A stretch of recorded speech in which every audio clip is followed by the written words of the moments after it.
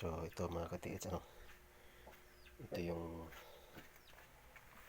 second layer at third pala kasi unang layer lupa, tapos pangalawa ito takip na yan, pangatlo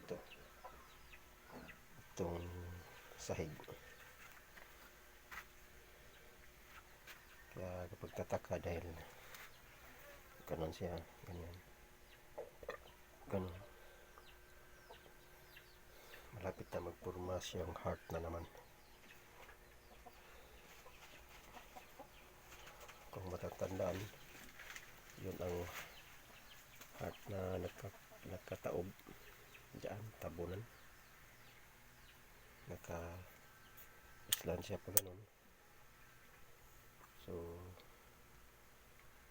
ito yung tinutukoy siguro, purma naman ng heart shape na naman yan. Kung kutkutin ko pa yun doon, pero hindi na kasi lalawak na yung butas. Kung matatandaan sa unang vlog ko na mayroong sign ng kidlat, ibig sabihin ay mayroong trap na sumasabog. Kaya gagamitan ko ng edit lang muna.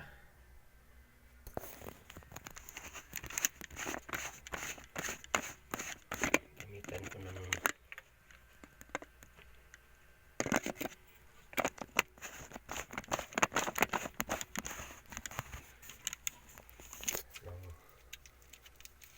pin detector. Pambakal lang ito, 3 inches lang ang kanyang kaya.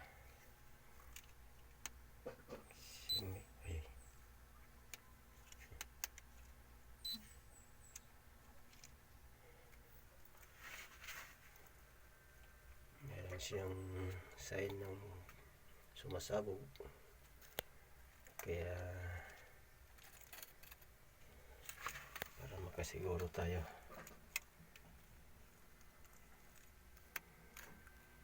so wala pa naman, makapal naman ito.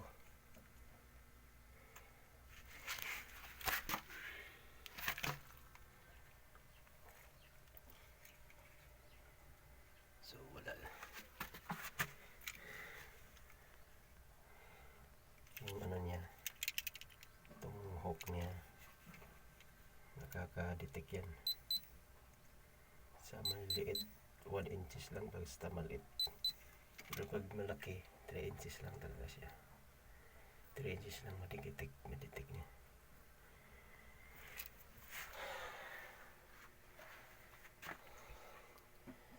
So yun lang mga katits, ang update ko. Hinto muna ako dahil papagod na ako.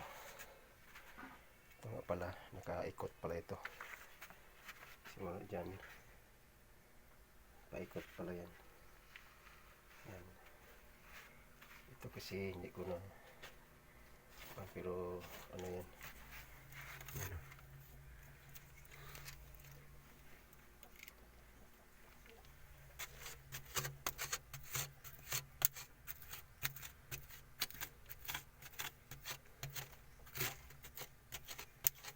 Yan.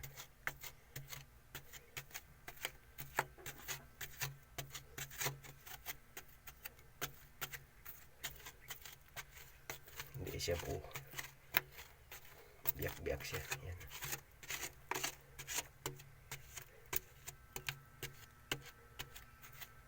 Kaya siyang biyakin kasi durog siya, durog to. Kaya ito yung buo. Yan, buo yan. Dito. So ito, round din siya. Yan. Kung pag ganun din yan, round. So forma na siyang butas. Ito yung tinakpan.